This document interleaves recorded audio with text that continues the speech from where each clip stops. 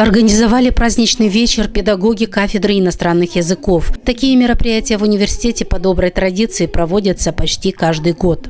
Как правило, все, что сегодня подготовили наши студенты с помощью преподавателей нашей кафедры, будет посвящено любви.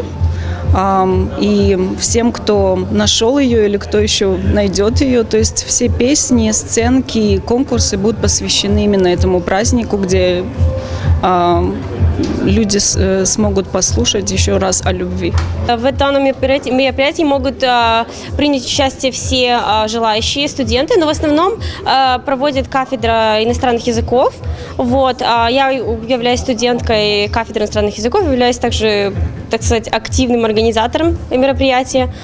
И участником также. Сегодня я буду тоже исполнять песню. На этом празднике любовь воспевали на многих языках мира. Кариса Джексон, американка, преподает в университете английский язык. Она отмечает, что этот праздник родился у нее на родине и поделилась своими впечатлениями с нами. Мы дарим друг другу подарки, например, цветы и шоколад.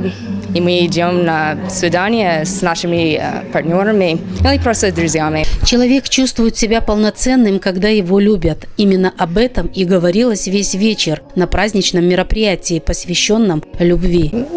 Это такой праздник, что не только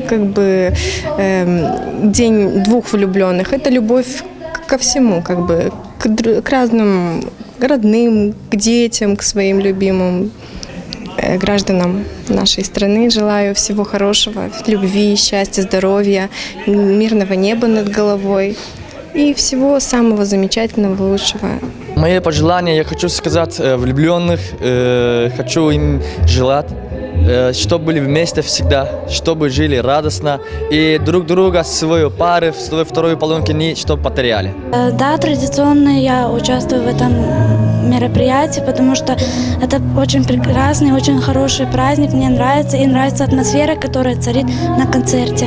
Ничего о любви не говорит лучше музыки. Эта крылатая фраза была взята за основу на празднике, где звучало много песен о любви, об искренних глубоких чувствах, овеянных романтикой и нежным лиризмом.